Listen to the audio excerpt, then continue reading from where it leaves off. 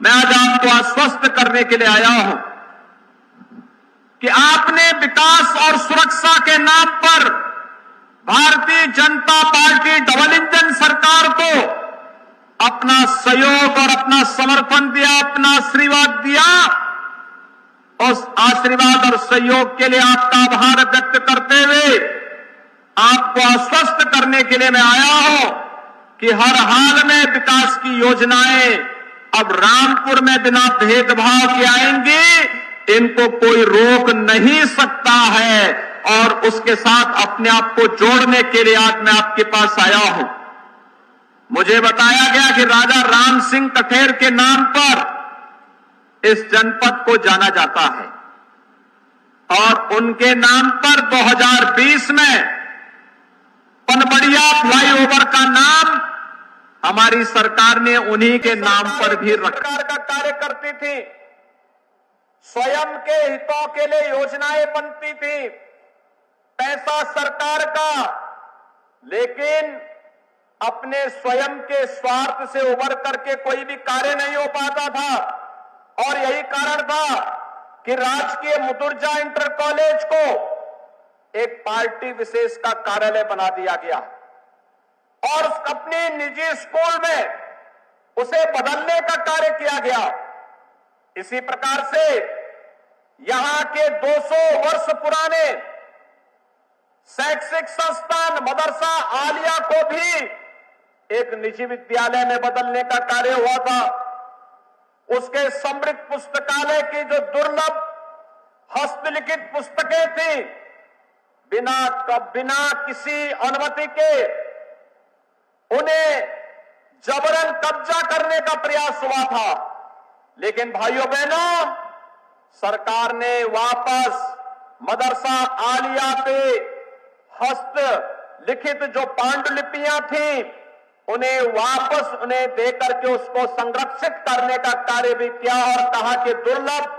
पांडुलिपियों के साथ खिलवाड़ करने की छूट किसी को नहीं दी जा सकती है।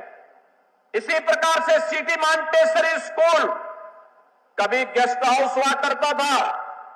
और कहा जाता है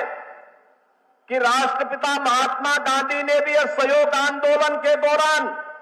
यहां पर रुक करके देश की आजादी को एक नई दिशा देने का कार्य किया था। लेकिन ऐतिहासिक महत्व के इस संस्थान को भी हड़पने का कार्य हुआ था। और यही नहीं, तमाम अन्य ऐसे कार्य जो सैकड़ों करोड़ रुपए की लागत से रामपुर के विकास के लिए महत्वपूर्ण हो सकते थे, उनमें बाधा पैदा करके रामपुर को पूरी तरीके से विकास और समृद्धि से वंचित करने का जो साजिश पिछले 10-12 वर्षों से हो रहा था, उन सभी साजिशों को बेनकाब करने के लिए ही मैं बार बार रामपुर आता था, आपका आह्वान करने के लिए कि हम बर्बाद न होने दें आने वाली पीढ़ी को। हम अपने आप को कोसने के लिए न छोड़े, बल्कि अगर कोई गलत कर रहा है उसके खिलाफ हमें डट करके खड़ा होना होगा। और मैं धन्यवाद हाल में बनाए रखने की आवश्यकता है, लेकिन